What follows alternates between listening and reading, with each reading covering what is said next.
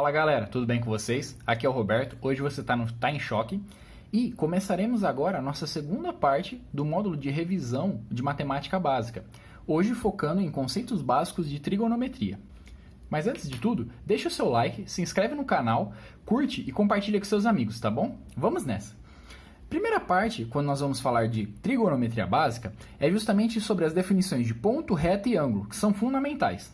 Ponto é uma definição para uma partícula adimensional no plano. O plano, justamente, é essa folha de papel, por exemplo, que vocês estão vendo. Se fosse o espaço, nós teríamos que considerar o volume, ou seja, saindo da nossa folha de papel. O ponto, então, ele é uma partícula adimensional, ou seja, ele não tem dimensão. Então, por definição, o ponto é justamente esse pinguinho aqui, que está no papel. Se eu tiver dois pontos e eu interligar eles pelo menor caminho possível, ou seja, a menor distância entre eles, eu vou formar uma reta, tá bom? Então, se eu tenho esse ponto aqui, pintado de azul aqui, e esse outro pontinho aqui, a menor distância que une eles é justamente essa reta. Depois, nós temos a definição de ângulo. Ângulo é o grau de abertura entre duas retas, que é representado por essa abertura aqui nesse desenho. E ele admite normalmente letras gregas para sua representação. Teta, beta, alfa, gama. Então toda vez que a gente estiver se referindo a letras gregas, saiba que estamos nos referindo a ângulos, tá bom? Aí acontece, o ângulo ele pode ser dividido em três tipos. O ângulo agudo, o ângulo reto e o ângulo obtuso. Antes de tudo, nós utilizamos unidades de medida para algum tipo de grandeza. Por exemplo, para a nossa massa corpórea, a gente utiliza o quilograma. E tem as submedidas, que são o grama, o centigrama, o miligrama. Aí tem também outras medidas, que são o hectograma, etc. Para a distância, nós utilizamos o metro. Então, a gente tem o metro, o decímetro, o centímetro, o milímetro, tá? O quilômetro, entre outras. E para ângulo não vai ser diferente. E a unidade de medida que nós temos para ângulo são graus ou radianos. A explicação de graus e radianos vai ficar para a próxima aula quando a gente entrar em circunferência. Não se assuste, tá bom? Mas saiba que a principal delas utilizada é o grau e para cálculos nós sempre vamos utilizar o radiano, tá bom?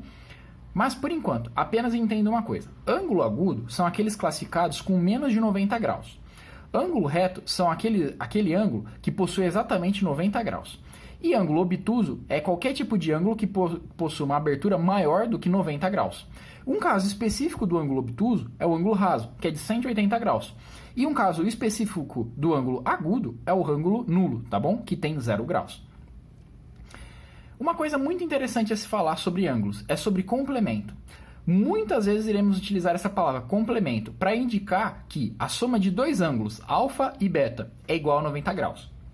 Então, se eu sei que meu ângulo alfa, por exemplo, ele é de 30 graus, o complemento de alfa será beta, que será igual a 60 graus. Por quê? 30 graus mais 60 graus é igual a 90 graus, tá bom?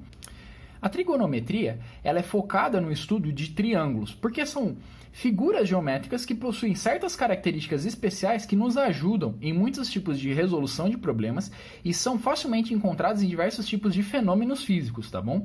No curso de Engenharia Elétrica, nós iremos entender a profunda relação entre trigonometria, triângulos, associações com funções trigonométricas no nosso curso, que, a priori, parece que não tem nada a ver com isso, tá bom? Então vamos para algumas definições. Um triângulo é justamente uma figura geométrica plana que possui três retas que as interligam, nessa forma como vocês podem ver aqui. E aí eles vão possuir três vértices e três arestas. As arestas são segmentos de retas, certo? Limitados, e os vértices são justamente os pontos onde duas retas se encontram. E o que vai definir o que é um triângulo ou não é que justamente essas três retas que se fecham, o ângulo interno entre elas é igual a 180 graus, tá bom? Os triângulos, eles podem ser classificados em alguns tipos. Como, por exemplo, em relação ao ângulo, nós vamos ter triângulos retângulos, que é o principal estudado devido a algumas propriedades que a gente vai abordar em próximas aulas, que ele possui um ângulo de 90 graus, ou seja, um ângulo reto também. Para você entender o ângulo reto, quando eu tenho duas retas que a gente chama de perpendiculares entre si, ou seja, uma está nessa direção, a outra ela cruza certinho nessa outra direção. Elas são perpendiculares justamente pela definição de que elas estão a 90 graus entre si. E a representação delas é justamente esse quadrado com esse pontinho aqui no meio. Isso indica um ângulo reto, tá bom? Aí nós temos também os triângulos acutângulos e obtusângulos, que são outras definições para triângulo em relação ao ângulo, mas não importa no nosso caso. Para definição em relação a arestas, aí já fica mais interessante, que são o triângulo isósceles, escaleno e equilátero. O triângulo equilátero ele possui todas as arestas de mesmo comprimento. O triângulo escaleno ele já vai possuir todas as arestas de comprimentos diferentes. E o triângulo isósceles vai possuir duas arestas com comprimentos iguais, tá bom? Isso faz com que ele tenha uma certa simetria aqui em relação ao seu eixo principal. E essa simetria nos dá algumas propriedades, tanto de tamanho de aresta, como relação em triângulos, que eles são iguais nesse ponto, tá bom? Nós temos também uma relação de área. A área de um triângulo é sempre dado como base vezes altura dividido por 2. A base é justamente uma das arestas que eu escolho para o meu triângulo. Então eu posso escolher tanto essa face aqui como base, tanto essa outra aresta aqui como base, ou essa outra aqui como base. Tanto faz o triângulo que eu escolher. Aí a partir da definição de base que eu escolhi, eu vou definir a minha altura. A altura ela é a menor distância entre a base e até o vértice oposto. Ah, como assim? Veja esse exemplo. Eu tenho essa aresta aqui, eu vou chamar ela de base.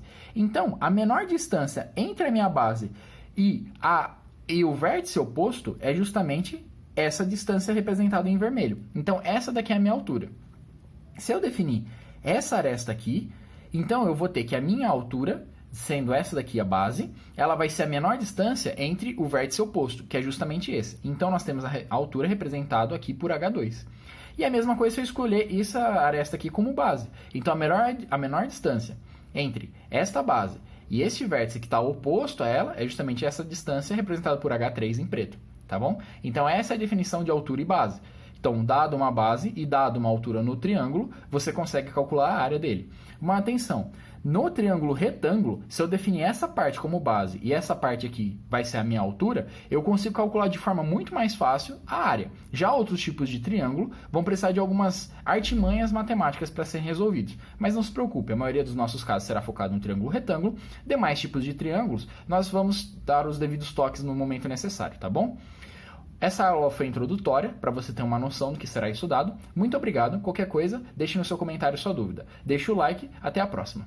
Now the world don't move to the beat of just one drum. What might be right for you